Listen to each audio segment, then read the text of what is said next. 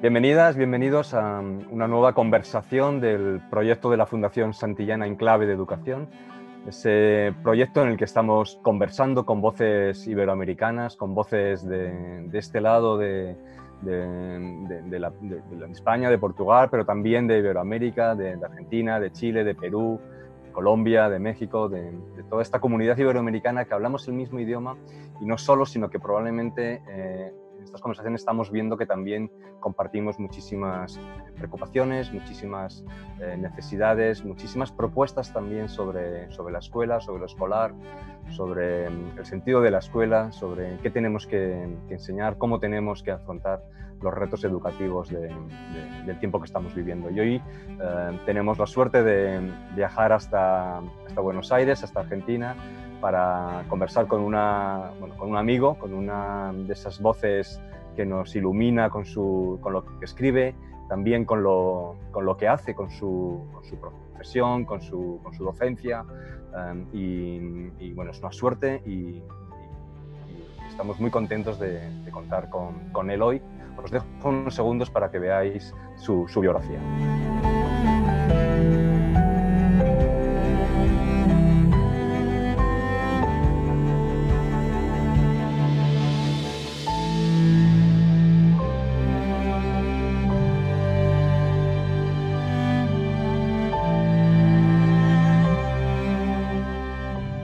Hola Axel, gracias de verdad, de corazón, por aceptar esta conversación y te damos la bienvenida a este espacio entre medias, este espacio virtual. Nos gustaría estar allí o allá contigo y estoy seguro que a ti también te gustaría estar por aquí conversando con tantos amigos que tienes en España. Pero bueno, los tiempos que nos ha tocado nos hacen que tengamos que tener esta conversación. Afortunadamente podemos hacerla de esta manera y te damos la bienvenida a estas conversaciones. Bueno, muchas gracias, Carlos. Un placer conversar contigo y con la audiencia de la Fundación Santillana, que tenemos tantos amigos en común allí. Nos están pasando cosas, como tú dices, excepcionales. Has escrito un ensayo, un pequeño ensayo lleno de caminos para recorrer. Yo creo que nos estás inspirando mucho con eso que has escrito, pero también con esas conversaciones que estás teniendo con muchas personas. Y entonces yo quería, aunque no es el tema de la conversación, sí es el tema, porque al final esto es una conversación infinita, ¿no? En la que siempre estamos repensando lo escolar, el sentido de la escuela. Y yo quería que empezaras por hacernos un análisis breve, pero de la situación que estamos viviendo. ¿Qué es esto de la pedagogía de la excepcionalidad? ¿Qué es, desde tu punto de vista, lo más importante que nos está pasando en estos meses extraños, pero también tremendamente interesantes? Sí, bueno, yo sentí un poco la necesidad de poner en palabras lo que estaba conversando con muchos colegas, con docentes, con los colegas de la universidad, y en mi propio hogar, educando a mis hijas y con mi mujer, que es profesora, y todas estas conversaciones que íbamos teniendo necesitaban como agruparse de alguna manera, y por eso escribí ese pequeño texto que se llama Pedagogía de la Excepción, donde un poco propongo tratar de posicionarse frente a lo que nos está pasando, de la virtualización forzosa, en shock, de la desigualdad tremenda que genera esta situación para quienes no tienen acceso y conectividad, y además no tienen apoyo o tienen menor apoyo en el hogar, con lo cual con mucho dolor está escrito ese texto, pero también tratando de decir algo que pueda servir para la comunidad docente. Y un poco el mensaje, en pocas palabras, es que hay que tratar de reconfigurar la didáctica, sobre todo, que es la capacidad de diseño. La capacidad de diseño tiene hoy un poder especial, porque hay que pensar en cómo comprometer a los alumnos con un proceso de aprendizaje un poco distinto al que podríamos pensar en la clase, y que necesita un movimiento conceptual, filosófico y una toma de postura. Y eso significa perder muchas cosas y admitir la derrota, admitir que vamos a perder contenidos, vamos a perder mucho de lo que el régimen de la homogeneidad nos permite hacer en términos de disciplina, de organización, de rutinas, pero que tenemos que reemplazar eso que perdemos con más dosis de sentido, que tenemos que llegar a los hogares que están en condiciones muy desiguales y además que están padeciendo la incertidumbre, la ansiedad y el dolor de esta pandemia, con actividades que puedan generar encuentros, que puedan propiciar el juego, que puedan propiciar la apropiación del aprendizaje, el sentido que uno puede ver, el logro de su propia acción en lo que hace, la construcción en el tiempo, el trabajo por proyectos, el trabajo entre pares, una actividad que puedan hacer en la familia, experimentos, narrativas, historias, es decir, traer toda la parte de la pedagogía experiencial, viva y más por descubrimiento, y dejar un poco de lado la pedagogía más disciplinar, que también es necesaria, pero que no podemos restablecer y que a cambio tenemos que ser capaces de ganar dosis de sentido, dosis de placer, de disfrute en el momento de aprendizaje, a cambio de perder conocimientos que van a ser valiosos y que tendremos que recuperar en otro momento, pero quizás podemos instalar una disposición hacia el aprendizaje que hasta puede hacer más efecto que los conocimientos que se pierden en este tiempo. Tremendamente interesante lo que dices, sobre todo ese peso que, en el sentido, ¿no? En dar sentido a lo que hacemos y para ti ese dar sentido pasa efectivamente por el diseño didáctico, ¿no? Por la parte más didáctica. Curiosamente, tú lo has escrito muy bien, se ha roto, se ha quebrado o se ha quedado en suspenso el tiempo escolar, el espacio, ¿no? El espacio de interacción, de estar juntos. Se ha roto el currículum, de alguna manera sabemos, en España, por ejemplo, estamos terminando el curso, pero hemos vivido esa situación en la que sabíamos que no podíamos abordar ese currículum tan grande que teníamos. En Argentina lo estáis viviendo en este momento. Es decir, que alguna de las características esenciales de la escuela, ese tiempo, ese espacio, ese currículum, ese tener que ir de una manera obligada, para muchos sin sentido, se ha desarmado. También la motivación, ¿no? Que dices tú muchas veces, que tenemos para vincularnos a lo escolar. Y probablemente en esa ruptura de las características de lo escolar es cuando se está rescatando, o tenemos que rescatar esta otra parte de dar sentido, de disfrutar de lo que se hace, de todo lo que tiene que ver con lo didáctico, ¿no? No tanto una sucesión de actividades como una articulación de experiencias de enseñanza y de aprendizaje. Y en este sentido yo te quería hacer un poco esta contraposición. ¿Crees que dentro de lo difícil, como dices tú, este texto escrito con dolor que tú has hecho, dentro de que no es lo que queríamos o no era la situación que queremos para nada, ¿crees que estamos teniendo buenos aprendizajes o que la experiencia nos está permitiendo poner en valor ciertas cosas de la escuela que a lo mejor no valorábamos, pero también darnos cuenta de lo importante, por ejemplo, que es el diseño didáctico, lo pedagógico en lo escolar? Seguramente, creo que nunca antes como comunidad de docentes hemos tenido que aprender tanto en tan poco tiempo. Y está claro que no es lo que queríamos, no es lo que buscábamos, pero cuando uno produce tantas rupturas, tantos desgarramientos, tantos movimientos en el interior, en lo que uno ve, en la organización en la cual uno se encuentra, en la organización de un sistema educativo que se resquebraja, bueno, es como el deshielo, ¿no? Deja ver lo que la naturalización de las prácticas nos impedía ver y entonces estamos también, creo, todos viviendo un proceso de autotransformación que será más significativa cuando podamos, espero, de la mejor manera posible, reflexionar sobre ella, porque a veces las transformaciones nos pueden dejar peor que antes, porque nos dejan con mucha angustia, con ausencia de herramientas, ¿no? Creo que el paso más importante es poder reflexionar sobre lo que está pasando, poder reflexionar en dos momentos, porque la reflexión hoy es parcial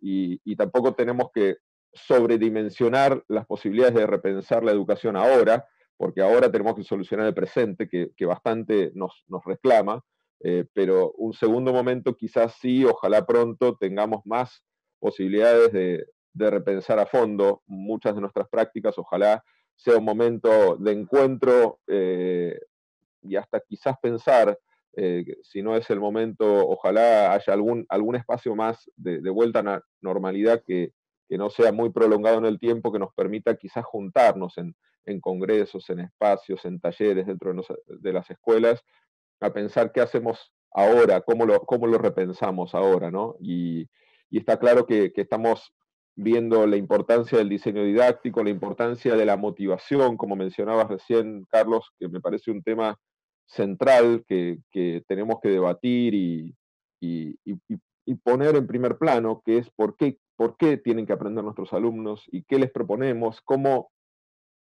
se vive el aprendizaje del otro lado, ¿no? Ahora que estamos del otro lado físico, porque no estamos en la misma aula, ¿cómo lo están, cuando yo le propongo algo a este grupo de alumnos, cómo lo van a recibir? ¿Qué van a entender? ¿Qué van a pensar sobre esto? ¿Cómo se van a disponer? ¿Les va a gustar? ¿Van a sentir alegría? ¿Cuánto tiempo le van a dedicar? ¿Qué les va a pasar mientras van a hacer esto? ¿No? Ese sentido de experiencia que bueno, que el mercado comercial lo conoce muy bien, ¿no? Se llama experiencia del usuario y tiene que ver con acomodar los deseos del cliente. En el sistema educativo no tenemos que copiar al mercado de venta de bienes y servicios, pero tenemos que aprender también a valorar cómo se vive del otro lado la experiencia que nosotros proponemos, ¿no? Y también, bueno, creo que la pandemia nos lo ha obligado más, y yo lo propongo también en el texto, pensar en el rol de la familia como coeducadores, ¿no? En toda la diversidad de situaciones familiares, pero pensar en ese lugar, comunicar, dar un mensaje a la familia, yo creo que hoy es muy importante, pero también en el después de la pandemia, pensar en cómo se posiciona la familia frente a lo que pasa en la vida de sus alumnos, de sus hijos, cómo darle un mensaje de acompañamiento, de posicionamiento y sobre todo cómo enviarle un mensaje de para qué es esto, por qué están aprendiendo esto hoy y qué importancia tiene en su vida, ¿no? Y todas esas actividades van haciendo sentido cuando uno puede producir el efecto de transferencia, ¿no? Y cuando uno puede construir en lo que está pasando una, un correlato en las posibilidades de aplicación en sentido amplio, no es aplicación instrumental, sino aplicación en diversos órdenes de la vida, entonces es que cobra relevancia el aprendizaje. Yo siempre lo veo y lo veo ahora con mis hijas, que si una actividad concluye y uno puede hacerle una pregunta a esa actividad acerca de cómo podrías usar ese saber que pusiste en juego en otra situación, en una situación de tu vida, y si no podés responder esa pregunta es que hay algo que no funcionó, ¿no? Hay algo que en ese aprendizaje no se completó y muy probablemente sea un conocimiento de nicho, como lo llama David Perkins, es decir, un conocimiento que va a morir pronto, que va a quedar en un lugar muy poco frecuentado por la mente y por lo tanto hemos perdido un poco una oportunidad de hacer un circuito, una trayectoria, ¿no? Y cuando en cambio esa actividad puede ser aplicada, yo con esto puedo hacer tal cosa, puedo resolver tal problema, o con una actividad de biología puedo entender qué planta plantar y por qué. Es decir, tratar de usar el conocimiento en la vida cotidiana de hoy y en la del futuro, porque muchas cosas no son para hoy, entonces es cuando las piezas encajan. Y quizás lo que vemos cuando hacemos todo ese trayecto son las falencias de nuestra... Claro, no sabíamos para qué era esto. Sabíamos que era una obligación enseñarlo, pero no sabíamos bien qué era, para qué funcionaba. Entonces es a veces un viaje muy profundo hacia el por qué yo enseño esto. Y también eso nos conecta con por qué a mí me gusta esto, por qué yo decidí ser profesor o profesora de biología, qué es lo que a mí me atrajo de la biología, ¿no? Y volver a conectar incluso con la propia genealogía nuestra como docentes. Sí, nos decía Melina, ¿no? Melina Furman, compañera tuya y amiga, hace poco conversando con ella, también precisamente eso, ¿no? Esta idea de recuperar el proyecto casi personal de los docentes. Imponer, por otro lado, imponer a los docentes lo que tienen que enseñar tampoco funciona, igual que no funciona imponer aprendizajes a los alumnos. Y esto que estabas diciendo ahora me lo estaba recordando. También ahora que hablabas hace un momentito del papel de las familias, claro, nos hemos dado cuenta de una manera clarísima de eso que los sociólogos nos llevan diciendo tantos años, que no es tanto que heredemos riqueza o pobreza, o no solo que heredemos riqueza y pobreza, sino que heredamos también oportunidades de aprendizaje. Y ahora vemos clarísimamente contextos en los que hay muchas oportunidades de aprendizaje y contextos, jóvenes y niños, con muchas menos oportunidades de aprendizaje. Y ahí la escuela ha querido muchas veces, o hemos pretendido que la escuela solucionase esas brechas de capital cultural sola. Y claramente hemos visto que eso es imposible y ahora lo estamos viendo de una manera más clara. Entonces, en esta nueva, tú estás pensando mucho, ¿no? Constantemente en cómo tenemos que transformar lo escolar, cómo tenemos que ir provocando el cambio sin olvidar lo anterior. Parece que en este momento cobra mucha importancia esta idea de la escuela como un nodo central, pero no único, en unas trayectorias de aprendizaje mucho más ricas, digitales, virtuales, con amigos, con la familia. Y esta situación también nos está ayudando probablemente a pensar en esto, ¿no? A visibilizar que necesitamos involucrar a la escuela en unos ecosistemas de aprendizaje mucho más ricos y más trabados, ¿no? Para que también, como dices tú, lo que aprendamos y enseñamos tenga sentido, ¿no? Y significatividad para todos. ¿Tú crees que efectivamente esta situación nos está quizá ayudando a entender que la escuela es imprescindible, pero que la escuela sola no puede? Sí, yo creo que, bueno, lo vemos un poco más explícitamente y hay como un doble rol del sistema educativo que puede sonar paradójico o contradictorio, pero no lo es, ¿no? Por un lado, el sistema educativo tiene un poder especial que ha tenido siempre desde que se constituyó la historia de la escuela como fuerte separación del hogar, como proceso de clasificación. Y recordemos que las escuelas nacen de internados, de escuelas claustrales, de escuelas católicas que estaban al lado de las iglesias y donde vivían los alumnos, como una especie de cuarentena de separación de la sociedad. Esta idea de separación es muy poderosa para inscribir algo nuevo, ¿no? ¿Por qué nacieron esas escuelas en medio de las guerras religiosas? Para instalar la conversión hacia la religión católica o protestante, es decir, instituciones de intervención profunda que pueden a través del tiempo y del control de las personas durante muchas horas del día, controladas por un poder adulto, transformar e inscribir en esas mentes dóciles creencias, ideas, conocimientos, valores, ¿no? Y ese poder transformado a lo largo del tiempo en sus objetivos, ya no para inscribir una doctrina religiosa o nacional, sino también para inscribir la capacidad de pensamiento crítico, de creatividad, de generar valores éticos.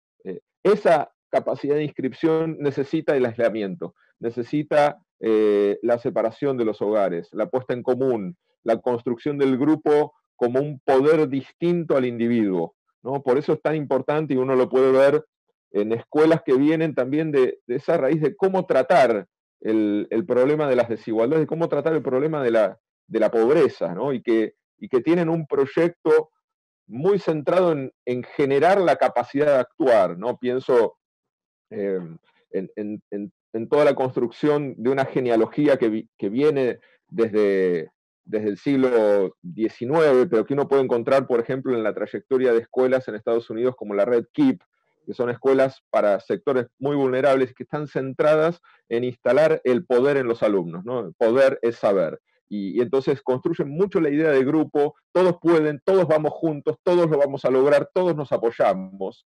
Y ahí están logrando un espíritu de trabajo, ¿no? Y al mismo tiempo, en paralelo, es necesario construir la relación con el hogar y no hacer que la separación signifique ignorancia de la cultura de la cual provienen los alumnos, ni del lugar en el cual viven los alumnos. Y tratar de conectar con ese proyecto, con esa historia, con esas tradiciones, y tratar de encontrar un punto entre esa fuerza del grupo, hay que saber construir esa fuerza del grupo y acompañarla, no es nada fácil, y el proyecto individual. Por eso creo que la escuela también tiene que lograr generar trayectos muy personales. Y quizás lo que estamos viviendo también es una oportunidad para eso, sobre todo para quienes tienen conectividad, porque están en situación mucho más favorecida y pienso en la posibilidad de ir creando no solamente actividades para el común del grupo, sino invitaciones, ¿no? La pedagogía de las invitaciones. De decir, bueno, a ver, exploren estas 10 plataformas de programación, de dibujo, de aprendizaje, de hacer historietas, y exploren y decidan una que es la que más les gusta y vayan hasta el final del camino, o aprender a tocar la guitarra, es decir, dar muchas oportunidades de entrar a lugares que después tienen una continuidad y que a partir de esa exploración, que son las invitaciones, el alumno, la alumna puede elegir y profundizar. Y después tiene que rendir cuentas de lo que hizo, pero ya fue una decisión propia que conecta con algo de su historia, de su identidad, de sus placeres, de sus gustos, ¿no? Ahí me recordaba esta idea de Murier, ¿no? De Philippe Murier, de la escuela como un lugar donde aprendimos a decir yo, pero también a hacer el nosotros. Y esto ahora lo quiero vincular con el currículum, que al final el currículum, tú has dicho y has escrito más de una vez que el currículum es tiempo. Y probablemente la gran variable que nos condiciona y que muchas veces nos dificulta hacer las cosas como quisiéramos hacerlas es el tiempo, la escasez de tiempo. Un tiempo que ahora, como tú decías, es distinto, se nos ha roto, ¿no? No estamos en el mismo tiempo, no estamos simultáneamente y no tenemos la misma, no sabemos cuánto tiempo tienen nuestros estudiantes, nuestros alumnos. Pero quiero pensar un poco en el currículum, y el currículum, tú has dicho muchas veces, como la educación, como la escuela, es al mismo tiempo conservación y transformación. Es por sí mismo, por definición, es proteger y trasladar y transmitir una herencia común, unos saberes, unos conocimientos que nos permiten comprender el mundo, pero también permitirnos desde ahí comprender y entender el mundo y para cambiar el mundo, o sea, actuar sobre el mundo, transformar ese mundo. Es decir, que al mismo tiempo que queremos conservar, le pedimos a la escuela que también nos habilite para revolucionar, para transformar, para cambiar. Y en esta doble demanda que le hacemos a lo escolar y a lo curricular es cuando entran estas dos ideas. Por un lado, yo tengo que transmitir una serie de disciplinas entendidas como lenguajes, una serie de conocimientos, una serie de lenguas, si quieres, para poder hablar un mundo común, pero al mismo tiempo y por tanto tengo que abrir ventanas, tengo que abrir ventanas para permitir explorar nuevos mundos que no están en su hábitat más cercano, pero al mismo tiempo tengo que dar sentido y significatividad a esas propuestas que le hago. Tengo que permitir también, de alguna manera, que esas ventanas que yo abro les permitan recorrer caminos distintos. Y esta es la gran dificultad de lo escolar, de la práctica escolar, de la docencia, de la enseñanza, y si me permites también de los diseños curriculares. ¿Cómo imaginas tú un currículum hoy para garantizar esas dos cosas? Garantizar que conservamos el mundo, conservamos esos saberes, esos conocimientos, pero también habilitamos para explorar, para que cada uno dé sentido y desarrolle su curiosidad. ¿Cómo hacemos esas dos cosas? Sí, bueno, empezaste diciendo algo muy importante que es que el currículum es tiempo y, bueno, quizás una de las cosas que podemos aprovechar en este tiempo tan difícil que vivimos es que la interrupción del tiempo escolar justifica tratar al currículum de otra manera, porque también, bueno, ustedes allí en España lo están viviendo al final del ciclo, aquí en Argentina y en la parte del sur del hemisferio lo estamos viviendo al principio del ciclo escolar y eso construye distintos momentos, pero en definitiva esa excepcionalidad permite decir, bueno, yo ya no tengo que enseñarlo todo lo que tenía que enseñar, que además nunca llegaba, ¿no? En general no se llega, pero ahora por lo menos lo tengo justificado. Ahora entonces, ¿qué voy a hacer con el tiempo que tengo? ¿No? ¿Qué decisiones voy a tomar? Y ese lugar de autoría permitió o permite cierta libertad, y la libertad permite también quizás hacer cosas que uno entiende para qué las hace y no simplemente cumplir con el deber, ¿no? Y me parece que tendríamos que tener un diseño curricular más acotado, con más fuertes columnas y menos cantidad de prescripciones, y al mismo tiempo invitaciones a todos los espacios que vienen desde la formación docente hasta el diseño del sistema educativo a que se pueda ejercer ese rol de autoría curricular en las aulas y en las escuelas, de pensar cómo uno es un administrador de sentido y un gestor de personas que están viviendo el conocimiento, no están teniendo que que atravesarlo de la misma manera, al mismo tiempo y para rendirlo en los mismos exámenes, ¿no? Esa es una transformación más del sistema que obviamente tiene una pata curricular, pero tiene también un nivel más de normativa y de concepción de la educación. Y creo que no se puede pensar en revoluciones curriculares. Por definición, el currículo es una expresión de la cultura, tiene los límites de la cultura, ¿no? Cuando uno piensa en los docentes, si uno quiere ir por fuera de lo que está establecido que hay que enseñar, va a sentir algún cosquilleo, ¿no? Y va a sentir el cosquilleo, pero ¿qué pasa si esto lo lleva el alumno a su casa y el padre viene y me dice, ¿cómo estás enseñando esto, no? Es decir, el currículum tiene los límites de la cultura y los límites de la cultura lo hacen relativamente débil, ¿no? Lo debilitan, como la democracia misma se debilita cuando tenemos que ponernos todos de acuerdo y al final lo que acordamos es débil, ¿no? Porque para que todos estemos de acuerdo es lo políticamente correcto, ¿no? Y el currículum tiene algo de eso. Yo creo que hay que aceptar que eso no va a poder cambiar a escala del sistema, pero hay que dar un poco más de dosis de libertad de apropiación curricular para que los docentes puedan utilizar su propia contextualización, su propia dosis de sentido, su propio interés también, y permitir estas trayectorias más individuales, ¿no? Que haya una parte del tiempo que esté más apropiada por el sujeto. Una parte, no es dejar la educación común, pero que en esa parte uno pueda ir más en profundidad, ¿no? Recuperar esa idea del flujo, del flow, de que uno pueda sentir placer en lo que está haciendo hasta el punto en el cual no mira el reloj, ¿no? Cuando uno está disfrutando, bailando o leyendo porque le apasiona la lectura, o no sé, nadando porque le gusta nadar, uno no mira el reloj. Es más, no quiere mirar el reloj porque no quiere que termine esa actividad. Entonces, ¿cómo logramos que uno de los objetivos de la escuela es llegar a no mirar el reloj? Y para eso, bueno, tenemos toda la trayectoria de las inteligencias múltiples de Gardner y tantos otros autores que nos han escrito de alguna manera los recorridos posibles para que no sea solo una teoría muy difícil de practicar, cómo crear los espacios temporales, qué tipo de rol de mentoría tienen que tener los docentes, ¿no? Yo siempre menciono el proyecto de Kieran Egan, que debes conocer, Carlos, sobre aprendizaje en profundidad, ¿no? Que es un proyecto para la escuela primaria y que los alumnos se meten en un tema y tienen un tiempo flexible de trabajo en ese tema durante muchos años hasta convertirse en expertos en ese tema. Y es una invitación a que cuando uno se mete en profundidad en el aprendizaje, no solamente domina un conocimiento que es propio, sino que además siente el placer de la conquista. Y cuando uno conquista algo que es de uno, quiere conquistar otras cosas, quiere conquistar otros conocimientos. Esa experiencia ha estado vedada en la gran mayoría de las escuelas y tendríamos que lograr inscribirla tanto desde el plano curricular como desde el plano organizacional de las escuelas. Total, es lo que tú decías al principio, es el sentido de la apropiación, ¿no? Da sentido, sentir el disfrute, ¿no? Y que lo que uno ha hecho sirve para algo, efectivamente. Ha estado vedada, a lo mejor no para todos o todas, pero sí para una gran mayoría, todos esos para los que muchas veces la escuela no tiene sentido.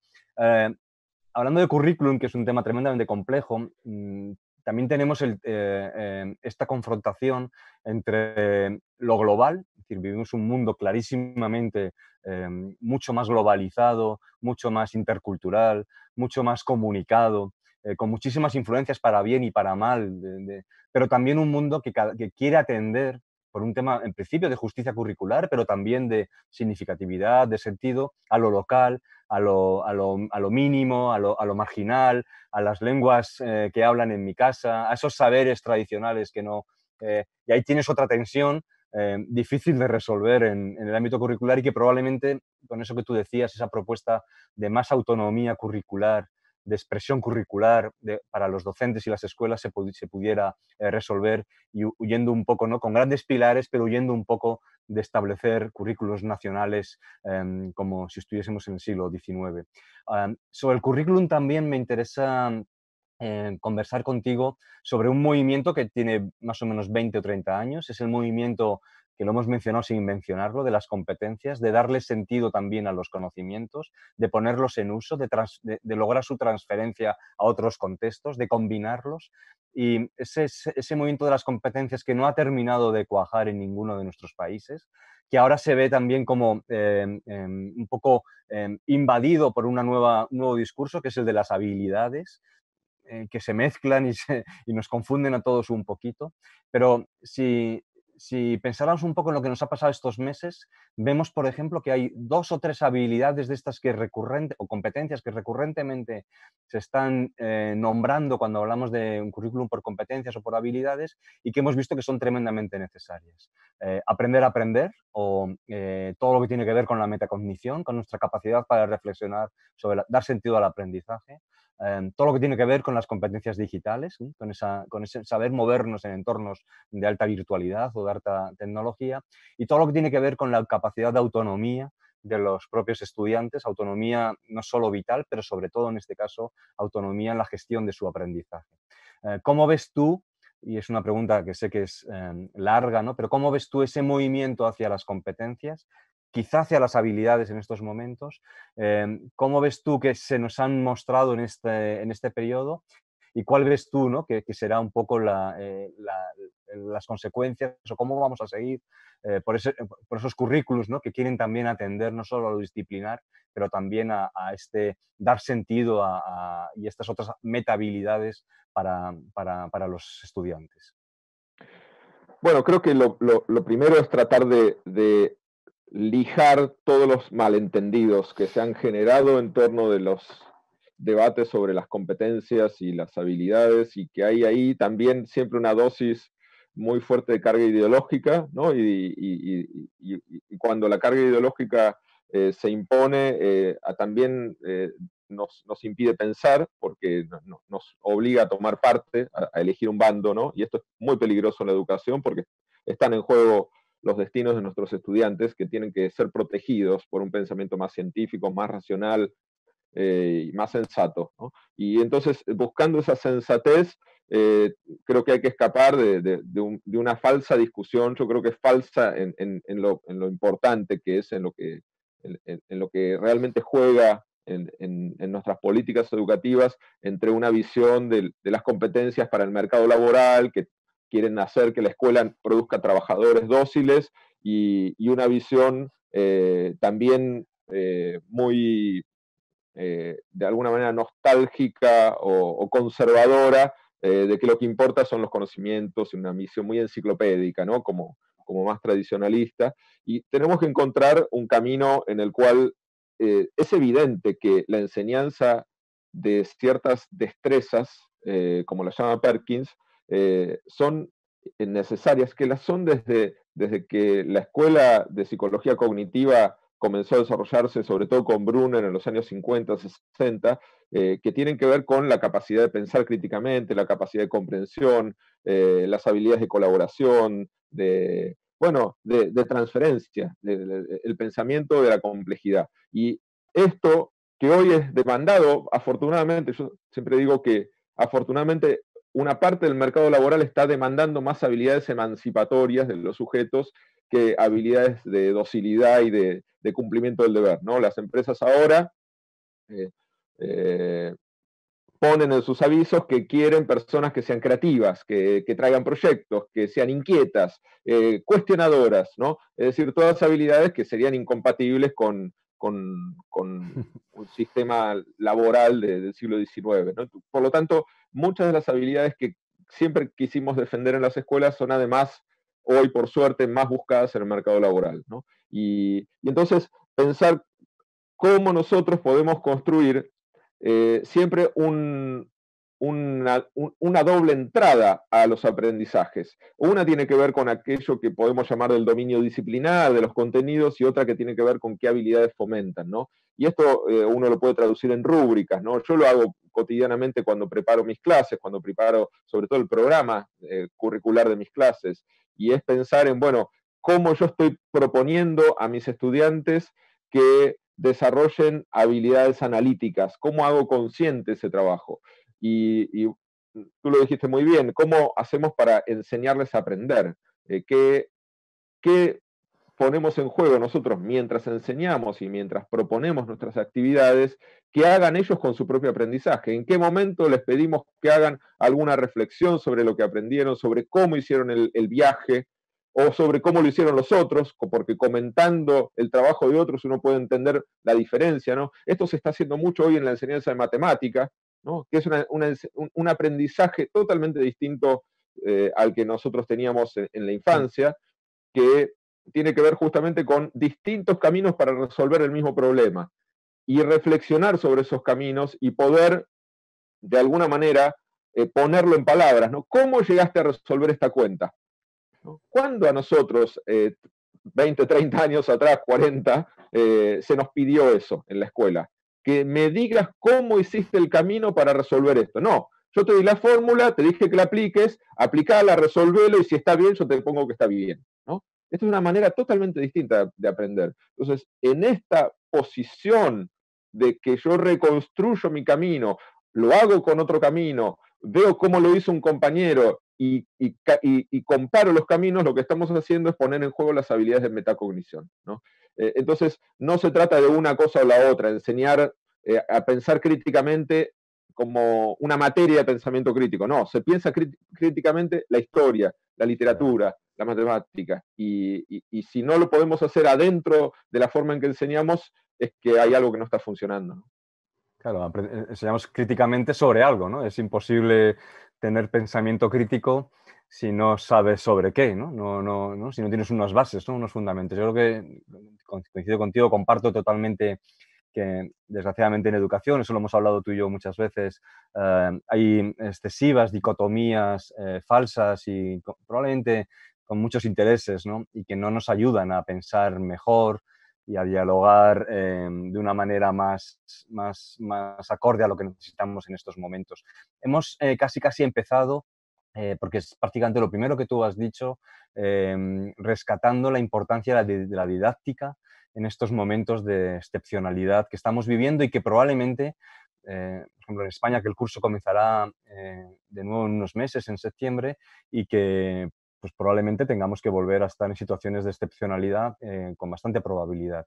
Y tú has hecho un alegato a favor de la importancia de lo didáctico, del diseño de las experiencias, y esto te lo quería vincular un poco con esto último que estábamos hablando. Aceptado, ¿no? Que en realidad no hay esa, no la hay, ya lo sabemos de sobra, no hay oposición entre contenidos y competencias, entre disciplinas y habilidades, que ambas son necesarias trabajarlas juntas. Aún así nos cuesta mucho hacerlo. No es evidente hacerlo en las escuelas de primaria, es aún menos evidente hacerlo en las escuelas de secundaria. Y esto probablemente tenga que ver con esas didácticas que también necesitamos repensar. ¿Cómo hacemos, ¿no? ¿Cómo hacemos entonces para, no tanto ahora para decidir qué tenemos que enseñar y qué aprender, una vez que lo tenemos acordado, lo tenemos decidido, para hacer ese cambio también en las maneras de enseñar que faciliten una manera de aprender distinta y que nos permitan desarrollar este tipo de saberes que son múltiples? Sí, bueno, creo que tiene que ver mucho con también la experiencia formativa de los docentes, que es muy importante que en la formación docente haya mucho trabajo con el diseño de materiales, el diseño curricular, la apropiación de sentido, la construcción de ese rol tan específico, y que hoy en la pandemia también que estamos viendo que es difícil educar, ¿no? Lo vemos en nuestros hogares, es muy difícil plantear un recorrido y entender la apropiación del proceso cognitivo de aprendizaje. Y por lo tanto es muy importante que en la formación haya una columna centrada en las habilidades de diseño, que son las habilidades de traducción, ¿no? La transposición didáctica es una actividad consciente que tiene sus técnicas, que tiene sus teorías, y que uno tiene que ser capaz de desarrollar como experto, ¿no? Un docente debería ser experto en diseño de materiales curriculares, de actividades, porque además cada grupo es distinto, con lo cual no hay un formato estandarizado que vaya a funcionar con todos. Y tampoco hay que pensar que el rol del diseñador es el inventar todo, porque eso sería primero un desgaste de energía y de tiempo injusto con los docentes y además ineficiente, ¿no? Es saber tomar lo que ya uno hace o los materiales que ya existen, y hacer curaduría, ¿no? Elegir bien qué funciona para enseñar o para potenciar el aprendizaje. Entonces, esa capacidad creo que es muy importante formarla, formar sobre todo la intencionalidad del diseño didáctico, porque también es peligroso cuando caemos en una falsa concepción de la educación como entretenimiento, ¿no? Como a veces uno escucha, sí, los puse a hacer afiches sobre tal evento patrio y estuvieron 3 meses trabajando y estaban felices y todo el tiempo yo los veía que no paraban de trabajar, ¿no? Bueno, pero ¿qué pasó ahí? ¿Qué aprendieron? ¿No? Es decir, no es solamente que la pasen bien, es saber qué está pasando y qué estructura hay, qué proceso, qué desequilibrio estamos produciendo ahora para generar qué después y en qué momento se consolida.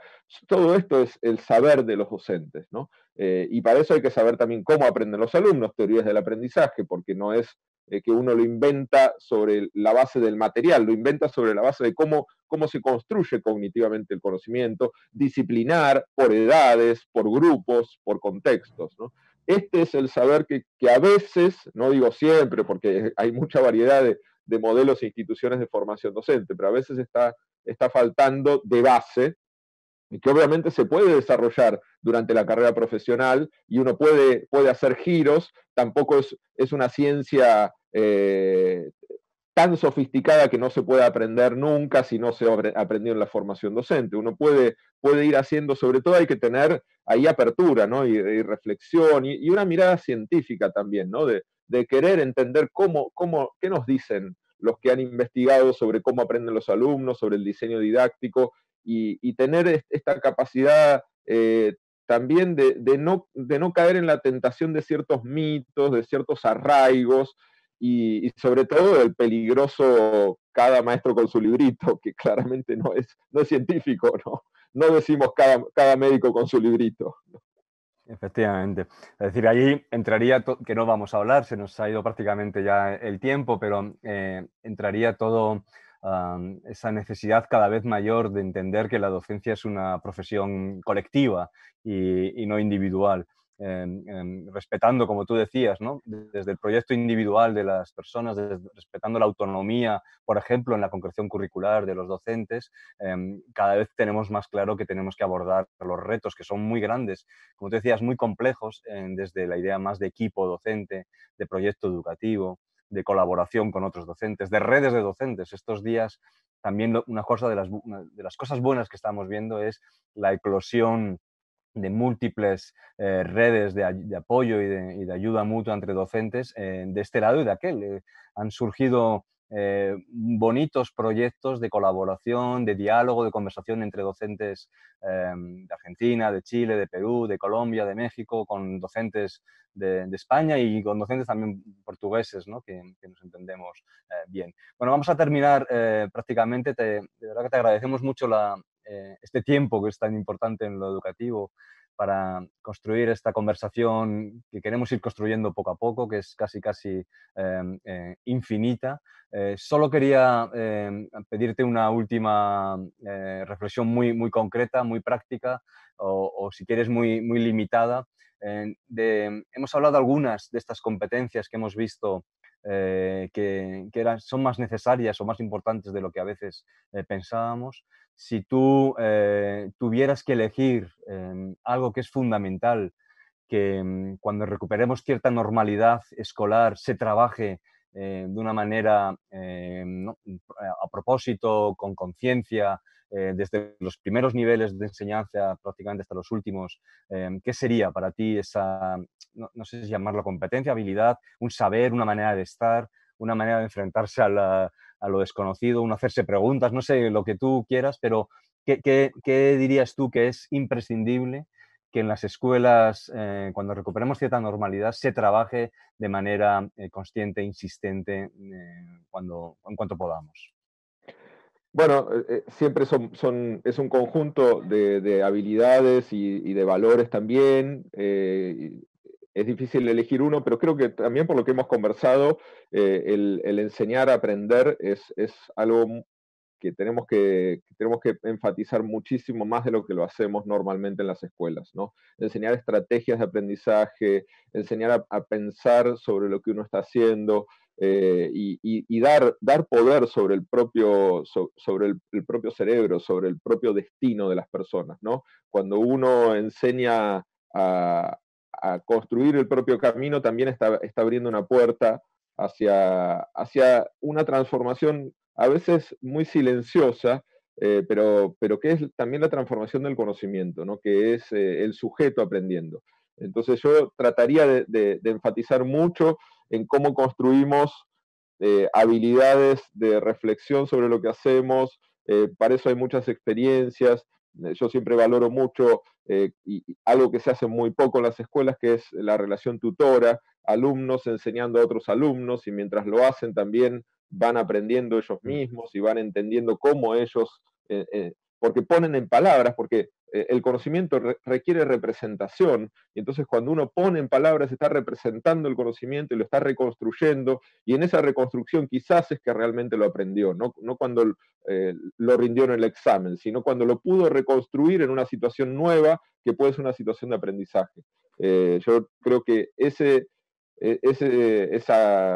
conjunto de destrezas que tienen que ver con la capacidad de aprender sobre lo que uno hace, la metacognición, sería quizás a partir también de lo que nos está pasando y donde tenemos que depender mucho de lo que cada uno hace solo en su hogar o acompañado por su familia, sería el camino en el cual más cambios me parece que podemos hacer el día después, ojalá muy pronto de vuelta a la escuela. Muchas gracias, Axel. Ahí nos quedamos. Yo siempre estoy en realidad conversando contigo constantemente, con tus textos, con tus palabras, y en eso continuamos. Siempre me acuerdo de una cosa que escribiste hace unos años, esto de las esperanzas alcanzables y de las inspiraciones practicables. Yo creo que escucharte siempre es un chute de esperanza, y al final, bueno, no olvidemos que ser docente es una profesión fundamentalmente de generación de optimismo, y que la educación es fundamentalmente generación de esperanza y de posibilidades para todos. Un placer, como siempre, y bueno, te dejo que te despidas y muchísimas gracias, Axel. No, el placer es mío, Carlos, como siempre. Yo también te admiro mucho y leo y reflexiono mucho con tus palabras y con tu manera de ser también. Vos sos un ejemplo. Muchas gracias. Muchas gracias. Un saludo fuerte. Un abrazo.